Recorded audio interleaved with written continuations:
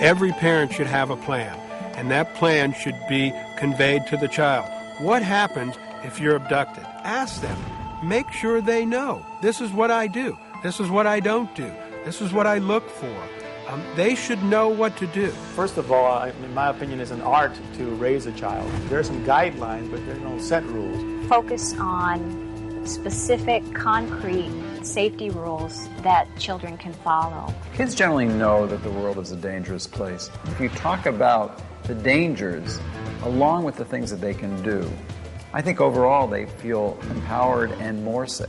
There's a certain step, a sequence of events that needs to happen in order to make sure that the learning did take place, truly, and at a depth at which it can be drawn if stress happens. I think it's important, say if a child's going to learn a self-defense program, that the techniques that they're going to learn are techniques that a child can learn quickly, easy, and again, like I said, easy to retain.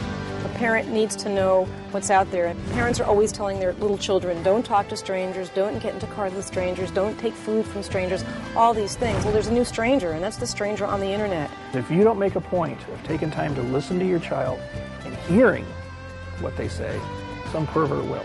A lot of it really comes down to maybe two words: parenting and communication. Being involved in your child's life, knowing what they're doing, who their friends are, communicating interest in them, communicating that you love them, communicating that you're concerned about them. The best course of action for a teenager to be aware of what's going on as far as dangers go is awareness itself. But at the same time, it's important that children aren't afraid of everybody. Once again, it's valuable to let them know that most people that are nice are good people. But unfortunately, there's a few people that know how to act nice that don't necessarily have their best intentions in mind, and that's why we need to take certain precautions. If adults are not going to be responsible for communicating with their children, setting limits for their children, role-playing with their children, and being sure their children are safe, they have no reason to believe that their children are going to take care of themselves.